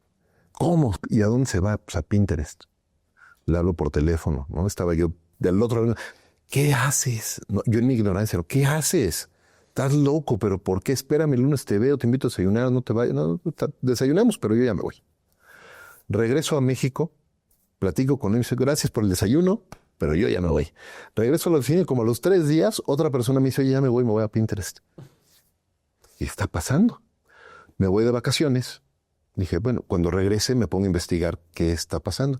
Y estando de vacaciones, me llaman por teléfono y me dicen, hola, soy tal persona del equipo de Executive Recruiting de Pinterest. Queremos platicar contigo porque estamos buscando un director para América Latina de habla hispana. ¿Te interesa? Pues mínimo escuchar, ¿no? Por supuesto, porque yo quería hacer business intelligence, ¿no? Yo quería entender por qué se estaban llevando a mi gente. Entonces, sí. Y ahí vas a tener toda la carnita del research. Y entonces me empieza a platicar, me dice, mira, primero que nada, nuestra misión es inspirar a las personas a crear la vida que quieren vivir. O a construir la vida que quieren, a crear la vida que quieren vivir.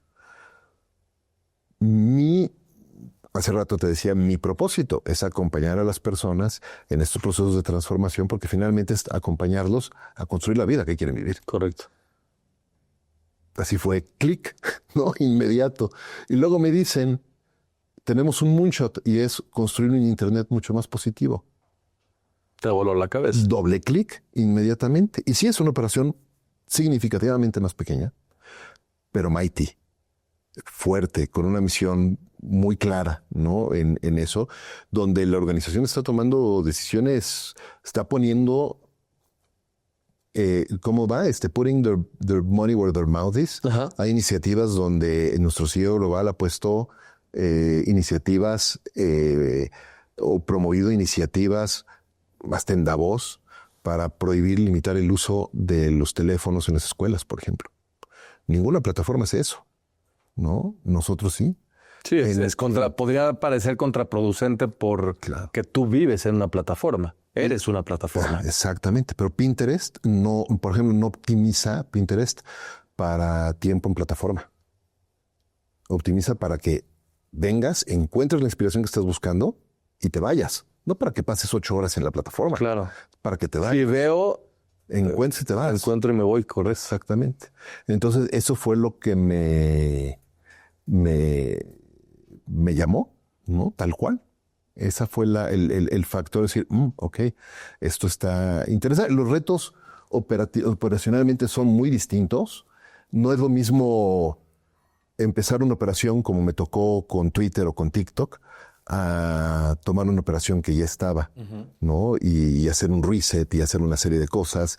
No es lo mismo. Los retos son distintos. No es lo mismo estar con una plataforma que alcanza al 100% de los usuarios a una que alcanza a una tercera parte. Es distinto. Pero es una experiencia muy, muy enriquecedora, ¿no? Y que me lleva a seguir con mi sentido de propósito, ¿no?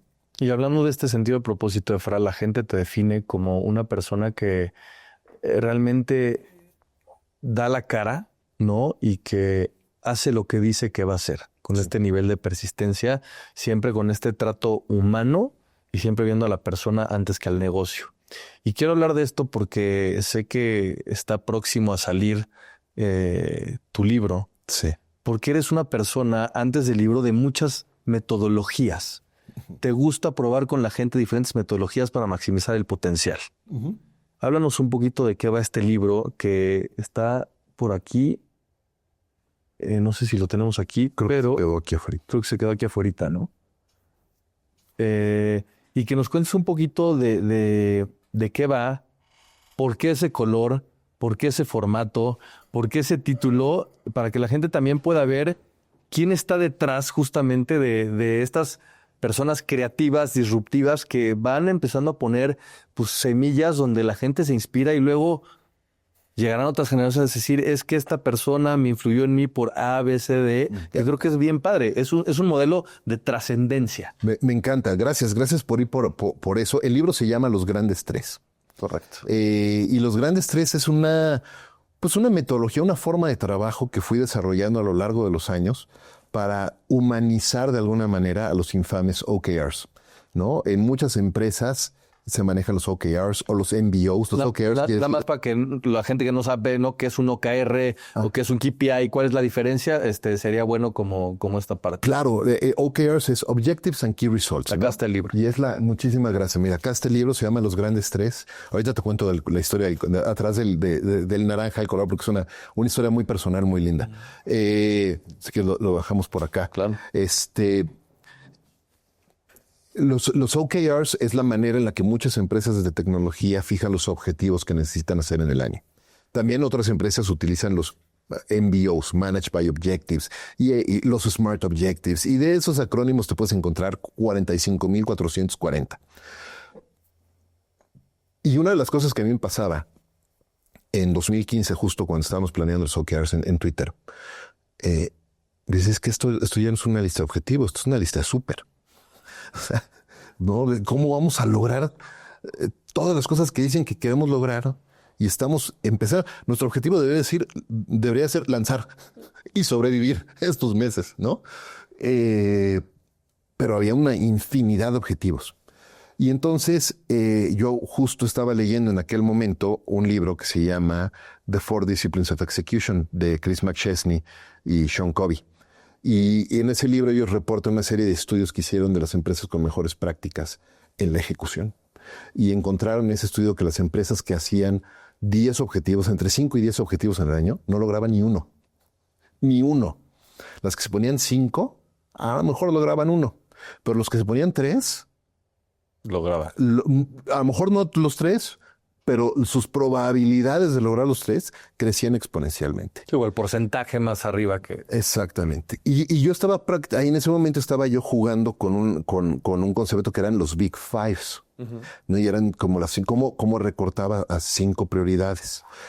Después, con el tiempo me fui haciendo, fui optimizando, puliendo y encontrando esta práctica de los grandes 3. Y básicamente en lo que consiste es definir cuáles son tus 3 más importantes prioridades para el año.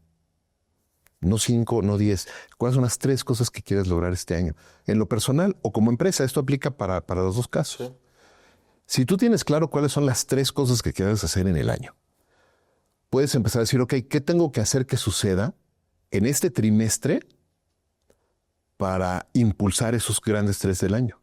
Si tengo claro lo que quiero lograr en este trimestre, puedo decir cuáles son las 3 cosas que tienen que suceder sí o sí en febrero para que esto avance. Por lo tanto, en la semana del 16 de febrero, ¿qué tengo que hacer que suceda? Y por lo tanto, cada día, lunes, todos los días, ¿cuáles son las 3 acciones que tienes que hacer? Las personas somos adictos a los pendientes. Eso está comprobado.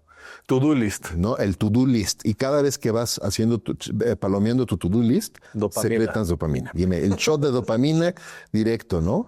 Y este experimento lo he hecho en distintas conferencias, cursos, etcétera, ¿no? Le digo, ¿cuántos de ustedes están haciendo sus palomeando sus pendientes? ¿Se acuerdan que tienen un pendiente que no está en su lista? Van, lo hacen, regresan, lo apuntan y lo palomean para tener su shot de dopamina. Y todo el mundo levanta la mano, ¿no? Porque somos adictos a eso. Y luego termina el día y te vas con una sensación de estuve movido todo el día y no avancé en nada. Porque ¿sabes qué? Movimiento no es igual a progreso. Y es que, perdón, voy a hacer un paréntesis ahí porque justo lo que dice si Herman Brain, que hace todo este desarrollo de los estilos de personalidad y comunicación, justamente hay uno de esos que lo hace como por colores, ¿no? Parecido un poco al DISC, pero el verde justamente es el del to-do list que va tachando y que justo sale de la oficina con esta sensación de decir, claro, lo logré, está increíble y a lo mejor ahí no está la productividad, ¿no? Como se entiende, que es lo que estás diciendo tú. Claro, y luego ves a muchas personas en las oficinas corriendo de un lado a otro, de una sala a otra, siempre los ves en el teléfono, siempre los ves en la computadora y dices, esta persona debe estar, la debe estar rompiendo, y ahora que ves productividad, es la menos productiva. Claro. ¿No? Porque nuevamente, movimiento no es progreso. Entonces, la metodología atrás de los grandes 3 lo que explica es muy sencillo. No tienes que ser un rocket scientist para hacer esto. Es simplemente decir cuáles son las 3 cosas más importantes que hoy tengo que hacer que sucedan. Y esas 3 cosas pueden ser pasos gigantes o puede ser una simple llamada, ¿eh? Pero esa llamada simple de 2 minutos puede cambiar el transcurso de tu negocio o de tu vida así, sin dudarlo. Las personas nos enseñaron a pensar que para tener impacto en la vida de otros tenemos que ser Gandhi o Martin Luther King, ¿no? Un personaje histórico. No es cierto. Puedes tener gran impacto en la vida de muchas personas si tienes claro lo que es más importante hacer en ese momento y para quién eres de servicio. Entonces, atrás de todo esto, de todo este esquema de priorización, también está entender cuál es tu sentido de propósito compartido, cuál es tu promesa personal a las personas. Cuando la gente habla de Álvaro, ¿cuál es la promesa que Álvaro le hace a la gente? ¿No? Claro. Yo soy una persona, cuando yo te digo hace rato, mi promesa es acompañar a las empresas y a los líderes en la formación de más líderes para transformar sus negocios, ¿no? Lo hago a través de las ventas. Pero ese es el vehículo. Ese es el vehículo, exactamente. Y cuando tú tienes claro tu propósito, el vehículo puede ser muy distinto y puedes utilizar distintos vehículos y puedes empezar a prepararte a crecer como polímata y puedes empezar a desarrollar otras habilidades y te das permiso de hacer muchas otras cosas. Complementando a esta metodología de priorización, también está claro entender no nada más tu promesa, que parte de cuáles son tus más grandes fortalezas, cuáles son tus más profundos intereses y en servicio de quién los pones, pero también entender cuáles son tus más importantes valores, o sea, las cosas que más valoras en la vida, Y después, ¿cuáles son tus principios guía más importantes con los que te vas a conducir todos los días? Entonces, ahí es cuando empiezas a entender cuáles son tus no negociables también. Cuáles son las cosas que realmente son importantes para ti, ¿no? Y entonces sí, el día que en un trabajo te digan que no quieres que tienen que esta es la solución que ellos necesitan que les des, tú vas a poder decir, ¿sabes qué? Sí se alinea con lo mío o no se alinea con lo mío. No me contrato ahí. Oye, pero te ofrezco, hace rato me llegó un mail de una empresa gigantesca de recruiting. Decían, oye, estamos buscando una persona para esto, un rol así, zona súper remote. El True Story, Live Story, así, Breaking News. Me llegó así, ese mail hace 2 horas, 3 horas. Ni lo pelé. Porque no se alinea a mis valores y a mis principios guías. Así de simple, ¿no?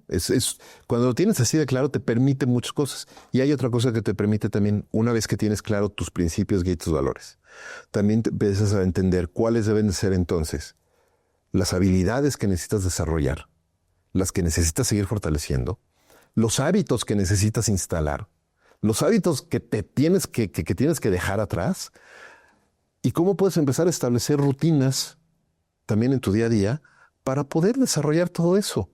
La gente le tiene pánico a la rutina, a la palabra rutina. La gente lo asocia con algo aburrido. Para mí es básica la rutina. La rutina da libertad. La rutina genera fricción. Otra palabra a la que la gente le tiene miedo, fricción, es que va a ser difícil. No, la fricción te permite avanzar. Sí, tracción. Tracción, punto. Entonces, de eso trata Los Grandes Tres. Es un libro, yo digo que escribí el libro que quería leer, ¿no? Y en todo sentido, porque te platicaba fuera de cámaras, no nada más en el contenido que quería platicar, pero además en el formato, un libro que yo estoy profundamente agradecido a TAC, que es la editorial. Le decía, quiero un libro que la gente pueda llevarse en el bolsillo, ¿no?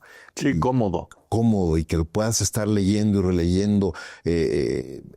Hablo mucho de experiencias personales. Es un libro lindo. De verdad. Pues suena increíble y felicidades por este hito, que no es muchas gracias. Cosa menor. Yo creo que el poder de estos años de experiencia que has tenido, tanto en la parte personal como en la parte profesional, pues ponerlo al servicio de los demás, creo que es increíble y seguramente que tendrá muy buenos resultados, no sé si en ventas, pero sí en impactos en vidas, que es lo que al final es lo que te mueve a ti. Totalmente. Y eso es lo que quiero, poder impactar positivamente a las personas. Efra, en todo esto que hemos platicado, pregunta dura y directa. Dime. ¿Cuál es tu superpoder y cómo este superpoder impacta el mundo que te rodea? Creo que mi superpoder es entender patrones con la gente que puedo acompañar, tanto en mis equipos de trabajo como mis clientes, como mis coaches y mentees, y poderlos acompañar a entender los patrones que están teniendo y a identificar cómo romper algunos de esos patrones. No diciéndoselos yo no tengo por qué hacerlo, es trabajo de ellos, ¿no? Pero creo que ese ha sido el poder acompañar a las personas con eso, ¿no? Y me encanta ver cómo gente, menciono casos en el libro también, ¿no? De gente que ha incluso cambiado de residencia, ¿no? Partiendo de esto. Ese es uno. Y te diría que otro superpoder es la comunicación. Me encanta hablar, como ya viste. En esta parte de acompañar, y lo he comprobado estando en etapas de un liderazgo solitario y sobre todo platicando con C-Level, en donde me dicen que el proceso de acompañamiento de una alta dirección muchas veces se ve un poco vacío, ¿no? Y que puede ser solitario por el tipo de decisiones que se deben de tomar, el tipo de presiones, el tipo de traje que se tiene que llenar ante también muchos espectadores que están viendo y luego opinando, ¿no? De más sin saber el contexto situacional. Y ahí podemos tener diferentes miedos, ¿no? Uh-huh. Que pueden incluso atormentar la vida personal porque se mezcla con la vida profesional. Uh-huh. Y hoy...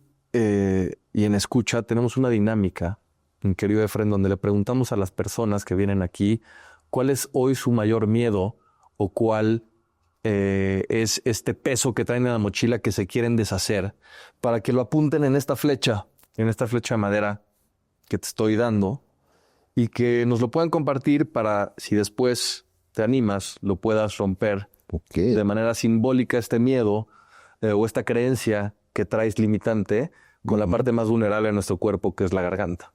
Ok, interesante. ¿Lo apunto o te lo digo? Las dos. Creo que mi miedo más fuerte hoy día es no estar para mi gente. No estar para tu gente. No estar para mi gente, para mi familia, para mi equipo, el no poder estar ahí. Creo que ese es mi miedo más grande. ¿Y por qué no estarías si uno de tus principios fundamentales? Faltar por alguna situación. Ok, por alguna situación, por algo no poder externo. estar, porque tuve que estar en otro lugar, porque Salud. estuve enfermo, o porque te vas, ¿no? Y les vas a faltar. Creo que ese es mi miedo más grande. He tenido experiencias duras. Mira, he tenido 2 trombosis. He estado en volcaduras, he estado quebrado 2 veces. Todo eso te hace aprender muchas otras cosas. Y mi miedo más grande es el no poder estar para acompañar y ayudar, sobre todo a mi familia. Y entiendo que esta respuesta te refieres tanto físicamente como en mente, como en espíritu, como la parte más holística de una conversación, de una presencia. Estar en todo real. sentido. Estar en todo sentido. Que eso luego cuesta mucho trabajo, ¿no? Y cuando eres una persona tan hiperactiva y te metes a escribir un libro, pero hacer un podcast, pero a estar dirigiendo una empresa, pero estar haciendo otras cosas, tu cabeza es un remolino. También tienes que aprender por eso practico Qigong para poderme alinear. Pero muchas veces estás en una conversación y están hablando y tú estás acá escuchando otra cosa porque estás hablando contigo mismo y estás fallando, ¿no? Y entonces fallarle no estando, eso es una... Y además es que es una cosa que mi esposo me ayuda mucho a hacerme ver y todos los días sigo aprendiendo porque definitivamente es algo que no domino todavía. Si lo quieres apuntar, y gracias por abrirte de esta forma, ya lo confirmarán tu esposa y Pau, ¿no? Que sé que son muy importantes para ti. Muy.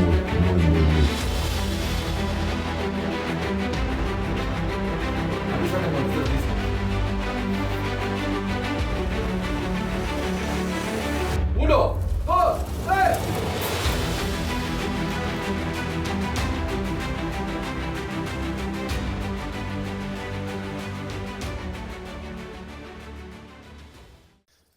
Mi querido Efra, ha sido padrísimo platicar contigo, y hablando de no estar, yo te quiero dar las gracias justo por estar, porque creo que en esta conversación pues lo que más se notó fue esta presencia y esta claridad absoluta de cómo es que te gusta hacer las cosas, ¿no? Siempre lo digo, yo creo que la gente tiene muy claro qué es lo que tiene que hacer, pero no sabe cuál es el cómo. Y tú en esta plática entendiste a muy temprana edad que el cómo es muy importante porque es el impacto que va a generar en cómo te vas a manejar primero como persona para luego resolver un P&L con todas las presiones que esto implica. Y no quiero romantizar lo que dices porque sé que has trabajado en empresas multinacionales donde tienes que tener un reporteo trimestralmente fuertísimo, ¿no? Y ver si una acción baja, una acción sube, etcétera. Entonces, el que te des el tiempo de estos espacios, de esta escucha y que respondas tal cual las preguntas que fuimos platicando, te lo agradezco en el alma. Y es tu espacio, Efra. Muchas gracias, encantado de estar con ustedes. Gracias por las preguntas, la conversación.